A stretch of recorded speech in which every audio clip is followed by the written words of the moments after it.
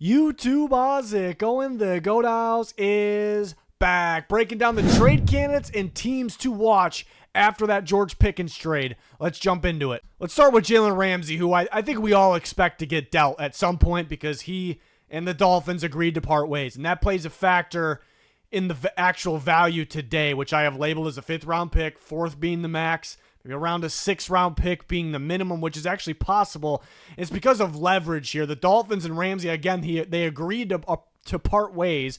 The Dolphins announced to the world that they are going to move him, so they lose some leverage there. Ramsey's also going to be due over $18 million for the acquiring team unless the Dolphins pay a portion of that salary, which is possible, but it sounded like they don't want to do that. You know, they don't have a ton of cap space to, you know, they could make it happen, but they don't want to have to do that, right? So things could change, but that makes his value lower than his actual talent level, and of course he's maybe declining a little bit. So anywhere from a 4th to a 6th-round pick, I'm thinking around a 5th-round pick. And the teams that really stand out, I'm not going to sit here for all these guys and just list every single possible team that could trade for him that could be interested. There's going to be more of a list than that. But the teams that really stand out, that are realistic landing spots and that make a lot of sense, could he go back to the Rams? There's been some talk about that. They still need a corner pretty badly even after the draft. Are they on good terms there after trading him away some time ago? But I think it's certainly possible, and they'll have a little bit of spending money. The Eagles still could use another starting corner, so that could be there's a team that's really not afraid to make this move, and they have some spending money as well. The Falcons right now today don't look like they have a lot of spending money, but once they trade Kirk Cousins, who we'll talk about in this video, as a post-June 1st trade, they will have a ton of spending money, and they could definitely use another corner. And Ramsey and Raheem Morris have a pretty good connection, pretty good pass there. So, and they added the safeties in the draft. They have A.J. Terrell. If they had Ramsey, I mean, they just instantly have maybe the best secondary, one of the best secondaries in football. And other teams that I could for sure see making it happen, the Raiders, which I don't love the fit as much as the other teams, but they realistically have just as much of a shot because they badly need a corner, and they have a lot of cap space. It's just, where are the Raiders at? Are they, trying to win right now? Like 1 second, they trade for Geno, like they're all in right now, but then based on, letting guys walk and not being super active in free agency and kind of getting some upside guys in the draft, it's like maybe they're more of a team of the future. So would it fully make sense? Maybe not, but you could see it. And Seattle actually could, as many, the amount of draft picks they brought in, they could actually use a corner still as well, because remember, Witherspoon plays inside and out. They have Woolen for the outside.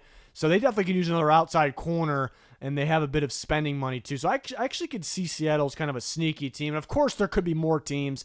But yeah, I labeled the Rams, Eagles, and the Falcons that make the most sense to me as a fit, but also teams that would actually do it. So Ramsey, for sure, I got to keep an eye out for as we move forward here. Another corner to watch, Jamel Dean of the Buccaneers. Now, there's no rumors about this happening right now. It's not like a Jalen Ramsey situation, but if you go back to around free agency, there was some chatter about the Buccaneers possibly moving on from Dean, who they like. He's good, has durability concerns. They could shed that space, and then looking to add corners. They didn't really do that. You fast forward to the draft, they did that. They had Benjamin Morrison, Jacob Harris, some legit cornerbacks on top of a potential star in Zion McCollum. So they're looking pretty decent at corner right now. Maybe they don't need Dean anymore, so that could be a trade candidate to watch here. And we had Ramsey's value 5th-round pick. Now I have Dean at a 5th-round pick again, somewhere from a 4 to a 6. So you may say, why is Dean the same value as Ramsey? Ramsey is better, healthier, right?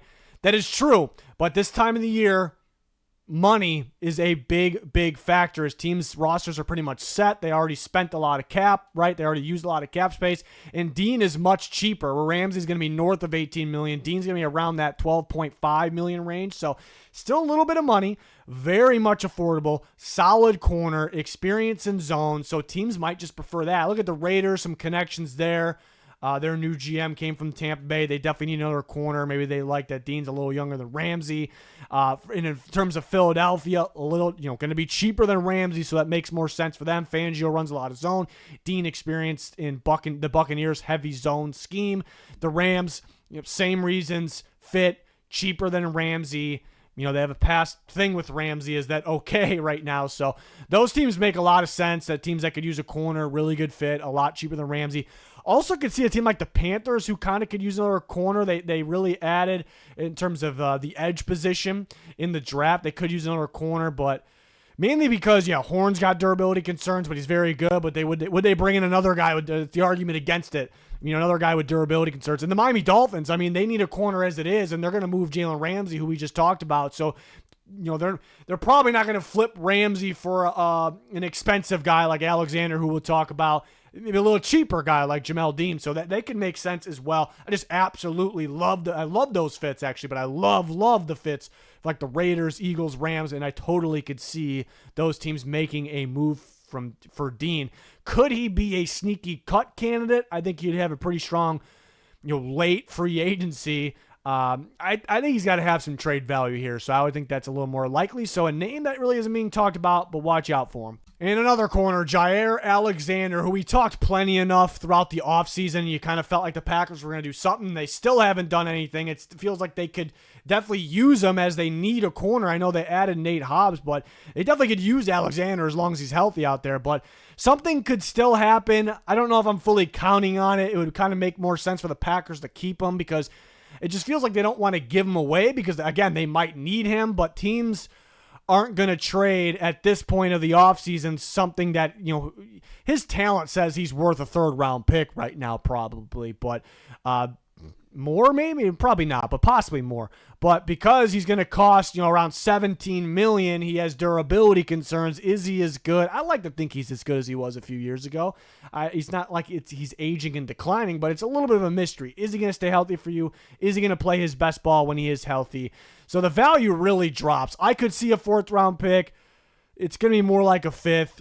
The Packers would I don't think they're going to accept the fifth. So that's where I'm at right now. That's why I think more likely he's going to go back to the Packers unless somebody pays the full salary. Of course, they could pay a portion of it and they can get that fourth-round pick. Maybe they could get a third if they pay a lot of it. Again, I just don't think the Packers are interested in that right now. It's kind of obvious at this point. I don't think they would accept the fifth. They definitely wouldn't accept the sixth. Favorite fits, the Falcons. Again, they'll have some spending money once they trade Kirk Cousins, as long as they make that a post-June 1st trade, which I think they will because they'll free like $25 more million if they do it that way, 27.5 total. The Raiders, again, where are the Raiders at? Are they trying to win right now? Then maybe they make a move like this, or are they kind of worried about the future? There's signs that point both, either direction. In Seattle, I look for teams that have a lot of spending money, with Alexander. I don't know if the Eagles or the Rams, even though I could see the fit, and I think they'll have some interest, but I don't know if they'll have full interest in spending big money for a guy that has durability concerns. So it's going to have to be a team that has a lot of spending money and a big need. Again, the Falcons will have that spending money. They also have the connection with Jerry Gray on the staff with Jaire Alexander, so I do like the fit. But it's kind of, as time goes on, it's kind of feeling more and more like the Packers could use him, so they keep him, but we'll see. And we've talked about Trey Hendrickson quite a bit throughout the offseason, but I thought it was good to include him and update my stance after the draft here. But let's get this out of the way. My my prediction right now, more likely he still ends up on the Bengals because, one, they're being very stubborn, with what they would accept in a trade, and they're insisting they want to keep him. But yeah, we keep hearing that. They want to keep him. They keep working towards a deal. They feel they need him out. They're trying to win a championship. They have the offense to do that. They need Trey Hendrickson on that defense to have some sort of shot. And they need him to mentor some young guys with upside like Shamar Stewart they just drafted and Miles Murphy. These guys, again, that are pretty raw and they have upside. So kind of get a 2-for-1 with Hendrickson here. But again, I think he ends up on the Bengals still, but I think there's some teams that'll be very, very much interested. And his value is a little tricky because how much do you trade away for a 30-year-old pass rusher, even though he's at the height of his career, but a 30-year-old pass rusher that you need to give a raise to now and give an extension. Not just the extension, but a raise to now. A lot of times when you trade guys, they need extensions. It's just that. But he needs a raise right now, it seems like, unless he agrees to not doing that for some reason. But so the value's a little tricky. The Bengals want like a late first round pick for him. They're absolutely not going to get that. I don't know if they even get a second because, again, 30-year-old pass rusher needs an extension, needs a raise. but they would definitely not accept a third-round pick. But maybe if it's a third round and a fourth round, a third plus, then maybe they just cannot reach a deal, an agreement with Hendrickson, then maybe. Maybe I think there are teams desperate enough to give up that second right now for this position, because I think two teams mainly stand out in that category. It's the Washington Commanders, very good team, potential contender. The offense definitely says so. The defense looks pretty brutal right now. They need edge help really, really badly. You thought they would take care of that going into free agency, and they didn't. But during that time, there's all this chatter about Hendrickson. So it felt like, and they were trying to make a move for him, so it felt like they took the back seat on the free agents, and they focused on Hendrickson. Didn't happen. You get to the draft, they didn't have I thought they had a pretty good draft, but they did not land an edge rusher. And this is a team that has a window, not really a window, but they could win right now, right? And they need more help. So they are desperate for a guy like Trey Hendrickson, and they're not afraid to go make that trade. Detroit Lions are in the same boat. They are pretty much a big-time edge rusher away from maybe being the Super Bowl champion, right? And they go into the draft, and they don't draft one until the 6th round. And they're really needing one, even with Aiden Hutchinson out there. But it's looking like, watching Hutchinson train, it looks like there's a lot of time in the summer. We still have the full summer, but he's not there yet, right? He's definitely not 100%, not close. And that's why I thought it was kind of crazy. There was rumors that he would, if they went to the Super Bowl, he would have played. There's no way in hell, right? So it feels like they might even, more so need one now than they already needed it. They already needed one. And the Chargers have a lot of spending money for the future. They don't necessarily need one right now. I mean, they could use one. They have Mac, they have Tui Pelotu, they drafted Kennard, which is a sneaky draft pick. But they could use another one. This kind of could be the Khalil Mack replacement for the future as well. It's a team that could be a legit contender with a guy like that. So I look at those teams that make the most sense. But put the Jets in there. Aaron Glenn's familiar with Hendrickson. They have a couple pass rushers. Do they fit the new defense? There's durability concerns with Jermaine Johnson. The Buccaneers added at the position. They waited a little bit in the draft, though. They do have Reddick. They do have Diaby. But it's a team that could be a little sneaky, as they have guys, but they could still use one. Green Bay, they drafted Sorrell. Definitely could use someone else. You keep hearing them say they want a guy that could just proven to get after the quarterback. They haven't found that fully yet. So maybe they're a little thin on future cap, though, which is kind of a problem here. And the Bears, you could argue that it wouldn't make sense for the Bears because they paid Odengbo a lot of money. They have Sweat, but they're a team that's really not afraid to make that splash trade. They like trading, and Dennis Allen, we already know, is a fan of Trey Hendrickson, so I kind of could see them being interested. Not that it's like even close to my favorite fit, but again, my prediction is he probably stays with the Bengals. They're being stubborn and understandable, and they want him back, but there's a couple teams, Commanders and Lions, that got to be pounding the table for the right price for a guy like this, and the Chargers, again, for the reasons I said, make some sense. Kayvon Thibodeaux, an interesting trade candidate that maybe isn't even available, but the Giants add Abdul Carter on top of Brian Burns, so maybe they could ship off Thibodeaux for a decent price. Still has upside. They're not going to give him away, so tricky to figure out value. I think it would have to be a 3rd or a 4th round pick. Definitely some teams in need of a pass rusher. Thibodeaux, maybe there's some durability things that pop up. How badly does he want to play the game is kind of always been a question for him. How bad does he want it? So that could scare some teams off. He's a little on the lighter side too. So is every 4-3, team looking for a defensive end going to be interested? Maybe some. Again, the Commanders would be a division rival trade, obviously, but I could see them definitely making the call. So, seeing if the Giants would be interested in trading him. It'd be a Ravens move, add another pass rusher that is close to an expiring deal. I think he would fit their defense. The Titans definitely need pass rush help. I don't know if they want that veteran guy, like the Trey Hendrickson, because they're a very young team. It's kind of starting over with Cam Ward, but Thibodeaux could help them now and be part of the long haul, so that would make some sense. And I just added the Panthers to this because as I was recording, they cut Jadeveon Clowney. Doesn't necessarily mean they need an edge rusher. They drafted a couple. They have a couple young ones that they've signed, Patrick Jones being the recent one. So they don't necessarily need one, but here's another young one that they could they possibly could trade for. So I could see that as well. I don't think would they be in on Trey Hendrickson? We talked about them with the corners, like a Jamel Dean. Maybe, they have a lot of spending money now, so maybe they'll be in, by releasing Clowney. Maybe they'll be in on somebody. They have like $24 million in cap all of a sudden. Might be before the draft class, though. And then other teams, the Lions. I don't know if Thibodeau really fits the Lions, what Dan Campbell looks for, but they badly need a pass rusher. Could see the Raiders adding another young one, the Buccaneers, the Chargers, some of the same teams we've talked about in terms of pass rusher needy teams. But Commanders stand out the most, but will the Giants trade him in general? Will they trade him to the division rival Commanders? Breece Hall, the Jets' star running back, there were some rumors about this. Him potentially being dealt. It was right before the draft. The Jets were open to trading him. There was even maybe some discussions, and Breece Hall it sounded very open to being traded, moving somewhere else. And there are some teams that definitely could still use a running back. I mean, this is a legit running back right here. So maybe the Jets would want a second-round pick, but I don't know if anyone's trading that for. There's not a long list of teams lining up right now. So maybe they would get a third. Fourth is possible, but that seems like a steal to me for this good of a running back. I know you probably have to give him a new contract. Not a lot of teams do, wouldn't be ASAP. You wouldn't have to give him one ASAP, I don't think. But not a lot of teams love dishing out money or contracts to running backs. But third-round pick makes sense. The Bears instantly stand out above the rest. They tried to trade up for Ashton Genty. It didn't happen. Now there's rumors very recently, I think it was Jeremy Fowler. They tried to trade up early in the second round, and they believed the target was Travion Hendrickson. And they ended up with a seventh-round running back, right? So they kind of wanted to go big or go home, kind of wait for that running back. So this would be going big, right? This would be much better than what they passed on in the third, fourth, fifth round. So it would make sense for the Bears to make a move like this. And running back is very important for Ben Johnson's offense. Swift is pretty decent. He didn't like him in the past with the Lions. They definitely could use someone else. Could totally see Chicago doing this if the Jets are interested. You can also see the Broncos. I know they drafted R.J. Harvey, and I think he can be very, very solid in Sean Payton's offense. And they have Audric Estime. They have some guys. They don't have Breece Hall, and it's a really solid pass-catching back that just Sean Payton would really think highly of here. So I actually could see that one, as no one is expecting it right now, though.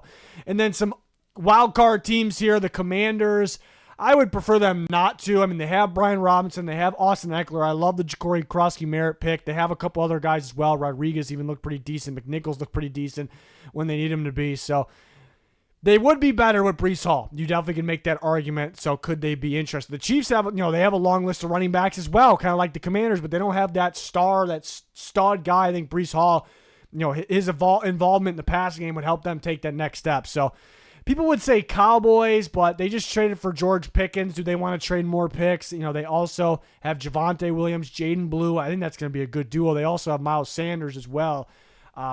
I think the guys they have actually could be pretty decent for them. So I don't know if I'm really seeing that one. The Bears and the Broncos really, really stand out. In terms of fit, he fits both, but the Broncos probably are like perfect fit. Bears fit. They might be a little more eager to do it. Definitely one to watch. Some people are talking about Kenneth Walker, the Seahawks running back, being traded. Possible, but we'll talk about him in a future video. Maybe more of the surprise trades, the ones that could happen out of nowhere, kind of cooking up some trade videos here. But more guys to talk about in this one. And speaking of the Bears, Cole Kmet. Not a lot of rumors about this, maybe a little bit, just because the Bears drafted Colston Loveland. So did they just replace Kmet with Loveland, and could they look to move him? There's a few teams, not many, but a few teams that could use a tight end still. But them drafting Loveland doesn't necessarily mean that. Remember, Loveland played more than 60% of his snaps away from in line. So in the slot, out wide. Basically, he's more of a receiver right now. Doesn't necessarily mean that's what he's going to be for the Bears. They may look to work him more in line, but if he continues, at least for right now, to play more as a receiver, he's not actually replacing Cole Kmet. You need both those guys, and it would be probably a pretty heavy tight end usage team, from Ben Johnson's Bears. So there's a shot they need both those guys, or there's a shot that they look to have Loveland replace Kmet. Obviously, this new Bears staff really likes Loveland for them to take him at 10. So it's a possibility. Compensation is what is tricky and what could very much, stop this trade from happening, because to me, a fifth round seems cheap, for the Bears to accept. I don't think it's worth it. Unless they're just not going to use him at all. They want to shed that salary. I don't think that's the case. I just don't think it's worth it for them to accept a fifth-round pick here. But would a team give up a fourth? That is the question.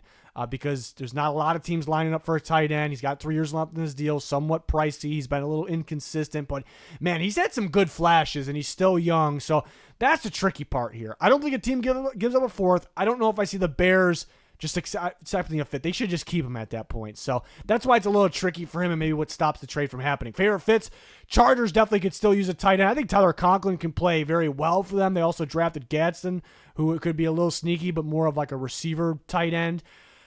But they could use a guy like Komet. Could they be in on Mark Andrews? We'll talk about him real quick after this. The Falcons, I could see. Ryan Pace connection. He was with the Bears, drafted Cole Komet. And they could use this type of tight end they do not have. Kyle Pitts, again, is more of the receiver type tight end. He was very underwhelming for that new staff last year. He's not, probably not going to be around for the long haul unless he plays out of his mind this year, very well this year. So they could go for more of your prototypical style tight end that can play in line. I totally could see it. Broncos, there was some talk about them going up for Loveland. I know they have Evan Ingram. Could they look to add a Komet? Is it worth it? And then Jacksonville could be a little sneaky, more of a wild card team, but could look to add another one. This would be one that would fit Liam Cohen's offense, unlike the Ingram, who they moved on from. So this is more of his style tight end. But they did add a couple, nobody special, obviously some rotation guys in free agency, but a name to watch. But I'm leaning with maybe a deal not happening right now, and that is because of the tricky part of agreeing on compensation. And Mark Andrews, who we've talked about over the offseason, based on the way the Ravens were talking, it sounded like they don't see him with the Ravens this year. But maybe all talk going into the draft, making teams think they're going to draft the tight end high. It's definitely a possibility. He does want an extension, maybe a raise. Do they want to dish that out? So maybe they feel like they have to trade him. I know he was underwhelming at the last game, and maybe he wasn't as good this year as he was in the past. He's still very, very good, very productive. He gets touchdowns. He is a problem for opposing teams still. So I'd say his value's got to be a third-round pick for the Ravens to move on from him. And think about this, too. Now that where we're at in the offseason, they don't really have a replacement. I know they have Isaiah Likely, and Kolar could be something decent, but they need Likely and Andrews. They need two guys at that level, and they're different. But for this offense to be full go, I mean, they'll be very good without Mark Andrews still, but man, this team is legit. The Ravens are a legit team. They are a serious contender. I think this upcoming year, it could be their year. But if they move on from Andrews, they're worse. I know it's hard to say that fully with the way he ended it last year at the last game, but they are much better with Mark Andrews than without. So they shouldn't trade him. They definitely should not give him away. Unless they have, I guess if they have a replacement lined up, then maybe, could they go for Komet? It wouldn't make a lot of sense. Just keep Andrews. So Chargers, beautiful fit. Would be all over this if he's available. And you can see the Broncos as well. I'm leaning towards the Ravens. It was all talk. The Ravens keep him because they're going for that Super Bowl and they're better with him than without him. Just play Likely a little bit more. Give Kolar some more snaps. But Andrews is very valuable to you out there. So I definitely think they should keep him at this point unless they have a replacement lined up. It may be finally time for Kirk Cousins to be dealt. The Falcons might have done a good job here. I know keeping Cousins kind of limited their free agency, but hold on to him to this point. There is a desperate team, maybe more than one, but there's a desperate team out there that could use a quarterback that makes his value go up. So they're going to get a decent pick for him right now, and they're going to shed that space. It'll be around $27.5 million. Just figuring out his value, the compensation's a little tricky because how much do you give up for a quarterback that's coming off multiple injuries? A little expensive. He's actually fairly affordable at $27.5 million right now for a guy that's pretty decent experience, going to start. And I know he's coming off injuries, Achilles injury from 2 years ago, and it kind of limited him yet last year. And then he dealt with a shoulder and arm thing that he said kind of played a part to him declining as the year went on. So is that a negative because he's had multiple injuries, but it also could be a positive because if he's just healthy, which he's getting there with another offseason, and even at the end of the year, he was benched, so he had some time to recover then. He can get back on track. So it's kind of a positive and a negative there. So do you give up a day 2 pick for that, though? Fourth round pick. Do you even give up a fourth round pick for a guy the Falcons aren't going to use? Like he's going to be on the bench, and is he going to want to be there if he's like that? So you could even say fourth is rich, but you got to go Steelers. I think he'd be solid there. I know they just traded George Pickens, but they have DK Metcalf. It's a team that, the offensive line's getting better. They have a running game, I believe, with a guy like Caleb Johnson and Jalen Warren. They have Kenneth Gainwell as well. So I think Kirk could be solid there, in that Arthur Smith offense. So that's the team to watch here. And the Saints, maybe. If Derek Carr can't go and they're worried about Shuck not being able to go yet and they don't want to play Rattler, then maybe. But is it worth it to the Saints? Where they're at the stage of, where that franchise is kind of mainly got to focus on the future. So we'll see. All eyes on the Steelers. They could definitely sign Aaron Rodgers at any given moment, and then that could, that cancels out Kirk Cousins, and then it's not great from the Falcons. If the Falcons can't find a trade partner, then they're going to wish they moved on from him, long ago, and then they were able to do some damage in free agency. So we'll see what happens here. Very interesting, but the Steelers definitely should be interested. And then Jermaine Pratt, who we talked about a little earlier in the offseason, he was looking to get traded. He was requesting a trade, and the Bengals were like, yeah, we'll do that. And right from the get-go, I was talking about the Colts, the fit with his former defensive coordinator, Lou Anarumo, the Colts battling into linebacker. Now the draft hits. The Bengals add multiple linebackers in the draft, and the Colts still badly battling into linebacker. That connection's just still there, right? It's just still there. It's either a trade or a cut. If it's a trade, it's a very late pick or a pick swap. He could get cut. Either way, of course, there could be other teams that still could use a linebacker, but I'm thinking the Colts. It's going to be a surprise to me if the Colts, I guess if it's a trade, maybe the Colts just don't want to trade for him and then somebody else does. I could see it. But if he's cut, I totally see him either way. I see him ending up with the Indianapolis Colts, who need a linebacker. He fits Lou Anarumo's defense. So there's a link there and a kind of a smaller trade candidate or cut candidate to watch. So there you have it. We're going to do more of these videos. I'll do scenarios for some of these guys on trades that I think really could happen, like exact scenarios. We've predicted some in the past, exactly right. And then maybe we'll do one with kind of the surprise guys that could be traded, the guys that really people aren't expecting, or maybe they're a little more long shot, but there's always those guys that get dealt. So try to peg who those candidates are. So there you have it. Let me know your guys' thoughts in the comments. Love doing these videos. Please like, subscribe, turn notifications on. It's going to do it. Thanks for watching. Goodbye.